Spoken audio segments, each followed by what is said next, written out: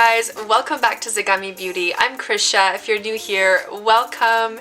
If you're returning, so nice to have you back. Today's video is going to be another new release for Spring 21, and I'm really excited about this one because I really enjoy Marc Jacobs Beauty. That brand literally makes some of my holy grail products in my makeup routine, so I was super excited to see these face palettes. A collection called CAFE MARC JACOBS. The packaging you'll see is just absolutely stunning. It's going to also include a concealer slash foundation product. Very excited for these. I also wanted to compare them to some really holy grail face palettes already in my collection that I love to use because face palettes are really convenient. At the end of the day, if it's a good quality face palette, it's super convenient, and although we're not traveling a lot right now, it's still nice to have just like a face palette in your vanity where you can just do a quick 5-minute makeup. So I have some of these face palettes from Tom Ford that I absolutely love, and then I also have a face palette from Urban Decay, which is so good as well. We'll do some comparisons between those. We'll see if this new one lives up to my high expectations from Marc Jacobs. Before we get started, of course, I invite you to subscribe, to like this video if you found it helpful, as well leave me a comment. When I tape, it's like a one-way street. So when I hear you guys' comments, it really allows for just a little bit of communication and back and forth chat about what we all love, makeup. So definitely don't hesitate to leave a comment down below as well. And I think that's it for the intro, you guys. Let's get straight into this demo. So first things first, we're going to do the base. This product here is going to be sort of a hybrid foundation slash concealer. The official name is Extra Shot Caffeine Concealer and Foundation. It does say that it has caffeine in it, which is supposed to be a little bit more brightening, sort of like tightening, especially for the under eye area. The shade range is really good, you guys, and I had a tough time picking because I purchased this online. I went a little bit darker than I normally would because I don't like a super light under eye area. I feel that with dark circles already, putting something light there just enhances them. So to cover them, I like to go with something a little bit more closer to my actual skin tone. I purchased this in the shade 200, which is in the medium range, sort of like a peachy undertone to it. Super beautiful packaging, frosted glass bottle, lovely large doe foot applicator that has sort of like a little divot in it to hold some of the product. 16 mils of product, which is very decent. Price point $52 Canadian, so it's not cheap. Okay, I have you nice and close. I'm gonna basically apply this under my eyes. Ooh, quite a bit of coverage there. Pretty much anywhere else where I feel I need a bit of help. So a little bit there, definitely around my nose. Some acne scars there. Chin is a bit red. No real scent to it. Okay, I think that's it. I'm gonna spread this around with the kabuki first and then use a beauty blender.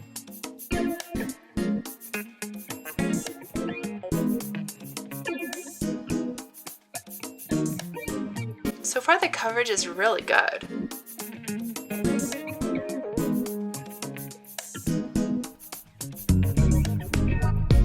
Color's good. It's not too dark, but most of all, it's not too light. I think that's worse lately because I do get quite a bit of color on my shoulders. So I've lately been going a little bit like touch darker with my foundations, and I'm really appreciating the look a lot better. Smaller sponge for the under eye.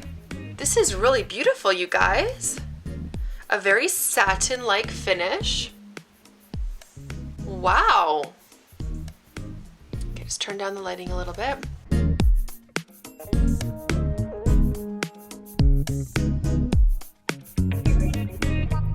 I feel like it's pretty much set down as well. I haven't set it with anything yet. Wow, this is pretty. Like, I'm just trying to be as critical as possible. Definitely more of a matte to satin natural finish. There's no glow to it. At the end of the day, it is a concealer, so we don't want a ton of glow with it. The tone is beautiful too. I definitely wouldn't go too light. That way you can use it all over your face. I'm gonna just set this down really quick. Nothing new. My Meteorites Compact for the under eye.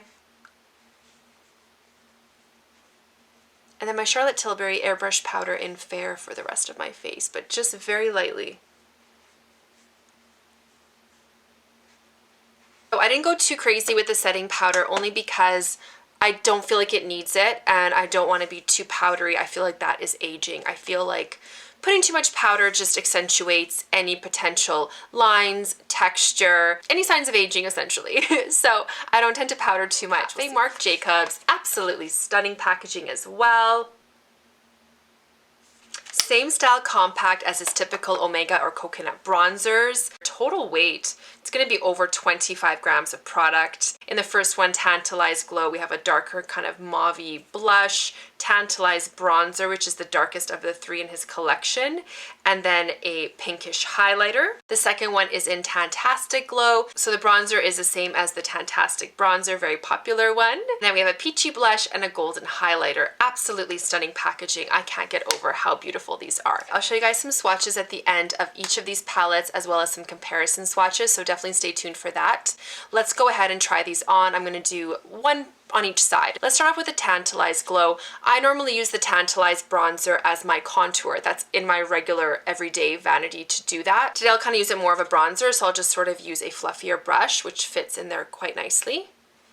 And it's definitely a little bit more of a darker bronzer. And as you can see, it's going on really quite smooth. Just put a little bit more on.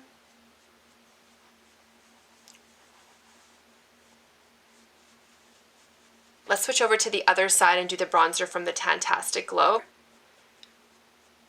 And as you can tell already, this is a little bit of a lighter bronzer and a little bit more neutral. Same formula, feels very, very smooth. Yummy coconut scent. Kind of creamy, but still kind of coconutty. As you can tell, this is more of a warm bronze tone, and this side, the Tantastic Glow, is definitely more neutral. Kind of can go a little bit muddy on me. I tend to prefer the Tantalize, even though it's a bit of a darker bronzer. I feel with the right brush, it still works and just gives me a very, very nice, more warm, golden, bronzy tone. All right, let's move on to the blush. Back to the Tantalize Glow palette with that really pretty pink blush. I'll use my Sonia G Cheek Pro.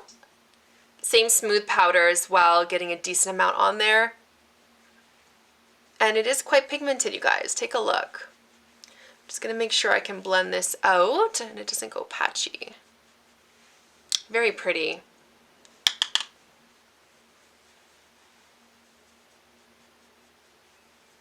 Definitely on the darker side, so you don't want to go too crazy. Back to the other side with the Tantastic Glow and the peachy pinky blush. Ooh, very powdery and quite pigmented, you guys, for that lighter tone. Very pretty blush. So the formula between the blush and the bronzer, very consistent, creamy, smooth, blendable powder. All right, final step, the funnest part always is going to be the highlighter. And I'm just going to tell you guys right now, when I was doing swatches with this palette earlier, it's forming hard pan already. There's sort of like a glaze forming over top. I feel like that's gonna make it hard to apply. We'll see. I'm using a little bit of a synthetic brush, Real Technique setting brush. I'm gonna go in hardcore because I do feel like this hard pan is just no good.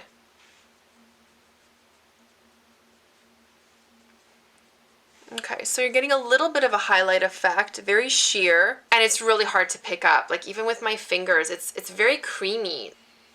I'm wondering if I should use a different brush. Okay, I'm struggling. What if I use my finger?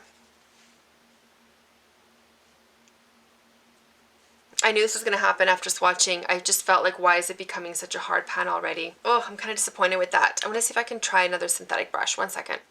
Okay, it's picking it up. It's just not translating the product. Like I am getting a bit of an effect there, but I don't know. Let's go over to the other side. I'm going to try my Eco Tools brush and go in with the golden highlight from the Tantastic Glow. It's picking up okay.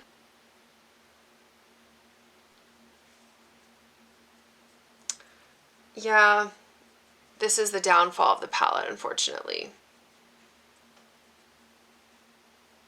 Okay, well, there's no point in me digging in even more because I'm literally not getting anything coming up. Like it's swatching with my finger okay, but it's not what I expected. I expected a better highlight, and the formula feels very creamy, very heavy, and is forming hard pan almost instantly. I'm actually going to go ahead, finish my eye look. I'll probably put a little bit more bronzer on, maybe a little more blush, and then we'll kind of have a little bit of a chat. Makeup's on, eye look, lip.